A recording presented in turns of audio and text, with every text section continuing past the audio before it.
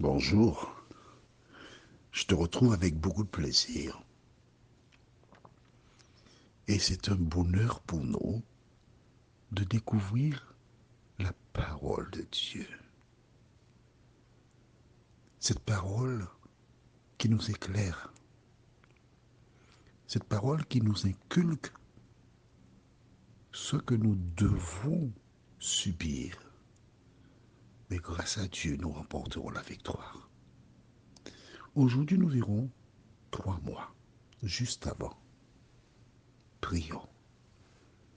Notre Seigneur et notre Dieu,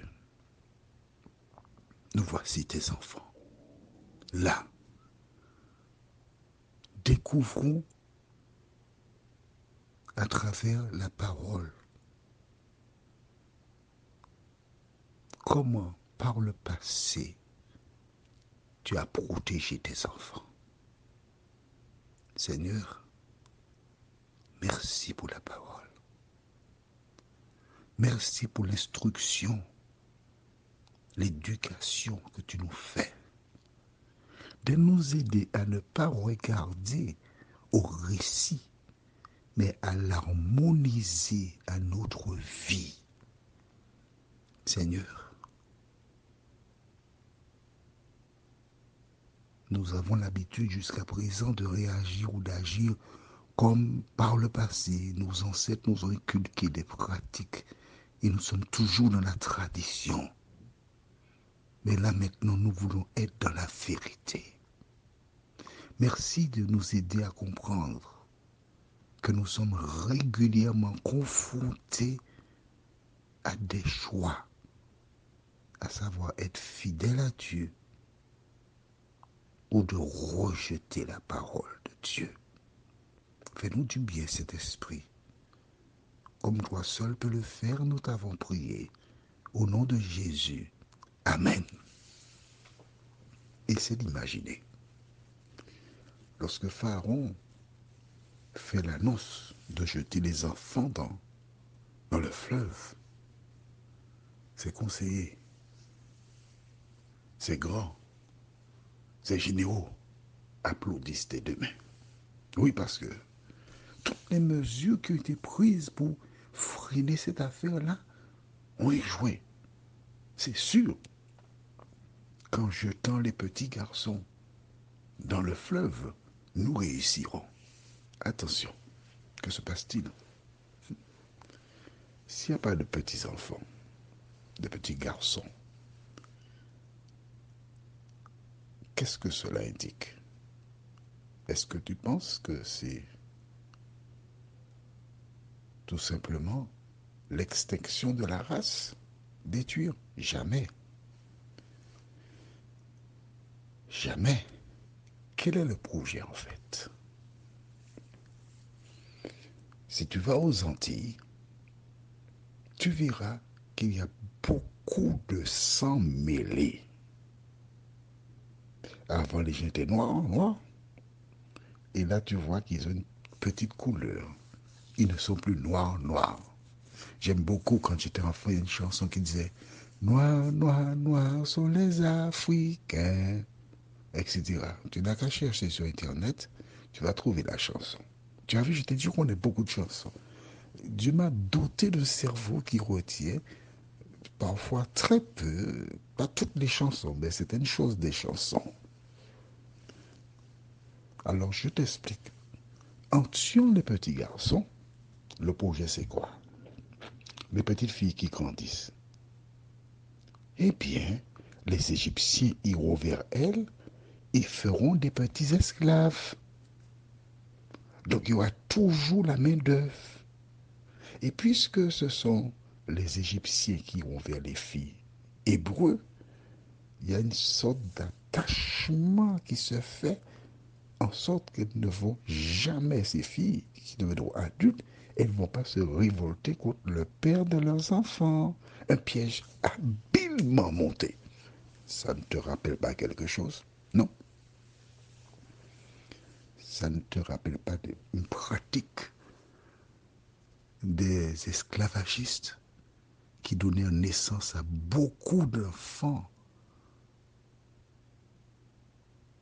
Rares sont les Antillais qui ont du sang pur d'ascendant africain, seul, mélangé. Voilà le projet du diable. Ce projet-là, c'est pas nouveau. C'est le même projet qu'il avait avec les Hébreux en Égypte. Pareil. Et là maintenant, pour s'assurer qu'on va se débarrasser des hommes hébreux, tous les petits garçons, dans le Nil. Waouh! Quand ces femmes entendent cela, elles commencent à mettre en place toute espèce de projet pour ne pas être enceinte. Parce que si je suis enceinte, on va jeter mon enfant dans le Nil. Et commence à prendre des tisanes, des thés, à commencer à connaître leur cycle pour savoir quand recevoir et ne pas recevoir. Mais c'est aussi le moyen mis en place par le diable pour diminuer les naissances. Et en diminuant les naissances, il a la certitude que le libérateur ne viendra pas au monde. C'est ça qu'il veut. Et il applaudit des deux mains. Voilà. C'est ce qu'il faut. Aïe, aïe, aïe. Dieu pensait m'avoir. Je pensais que le libérateur viendrait écraser ma tête. Mais là, je vais faire en sorte qu'il ne vienne même pas au monde. Ou encore, si d'aventure il viendrait au monde, on va le jeter dans le Nil. Je serai gagnant. Est-ce que tu comprends cette grande controverse qui existe entre Dieu et le diable? Alors lisons la référence du jour. Exode 2, versets 1 et 2 déclare: un homme de la maison de Lévi. Alors, la maison de Lévi, qu'est-ce que c'est? Jacob avait 12 fils. Et parmi les 12 fils, l'un se prénommait Lévi. Et de Lévi est sorti ce qu'on appelle les Lévites. Les Lévites sont des personnes qui étaient chargées de s'occuper de tout ce qui concerne le tabernacle ou encore le sanctuaire ou encore le temple. Ce sont que des Lévites qui s'occupent de cela. Donc voici donc un descendant de Lévi, je continue, avait pris pour femme une fille de Lévi. Ah, non, c'est pas le même Lévi, je t'explique. La tribu de Lévi. La tribu de Lévi, donc exemple, de la tribu de Lévi, après 400 ans, ils étaient au moins, on va dire, quoi, 10 000, d'accord? Et donc, voici un descendant de Lévi, donc dans les 10 000, qui va épouser une fille qui descend aussi de Lévi. Ah, c'est autorisé, oui. Le mariage cousin-cousine est biblique. C'est seulement le mariage entre frères et sœurs qui est condamné. C'est bon? Bon, eh bien, on continue. Ouais, on continue.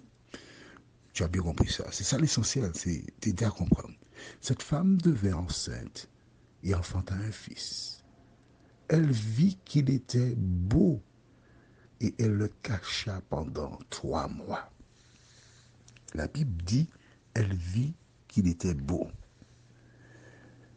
Oui, mais tous les enfants qui naissent sont beaux, hein? Oui, il y a certains, mais non, parfois il y a certains qui, lorsqu'ils naissent là, j'ai reçu une sorte de petit WhatsApp, un petit bébé là, il n'est pas tellement joli, mais on te montre qu'il toise, il toise, et des gens on dit que, parce que lorsque son père est venu le voir, et le père voulait que la mère avorte. Donc en regardant le père, il a... Mais tout petit, il toise le monsieur. On dit, c'est fou, hein, l'enfant est petit. Et il a déjà des mimiques d'adulte. Mais là, regardez son fils. La Bible dit qu'il est beau. Mais moi, je pense que, en dehors du fait qu'il soit beau, elle a porté cet enfant dans son sein, elle le voulait. Elle a souffert pour le mettre au monde.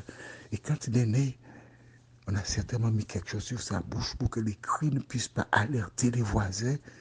Et puis, avant même, puisque la maman connaît l'heure où il faut l'allaiter, avant même qu'il se réveille, mais là, j'ai mis le sein dans sa bouche. Il n'a pas le temps de dire, il n'y a pas le temps pour ça, non. Flap, le sein dans sa bouche. 1 mois est passé. 2 mois. Jusqu'à présent, il est protégé. 3 mois. Jusqu'à présent, il est protégé. mais il grandit de plus en plus, il grossit, il commence à gazouiller, il commence à parler, il pleure, et il y a des risques qu'on entende pleurer et qu'on viendra le prendre pour le jeter dans le Nil. Et cette femme qui aime son bébé, parce qu'elle a souffert pour le mettre au monde, je me répète, elle a souffert pour le mettre au monde. Alors, par rapport à cela, oh là là, elle, que faire? Je veux croire que face à cette situation, cette femme priait l'Éternel.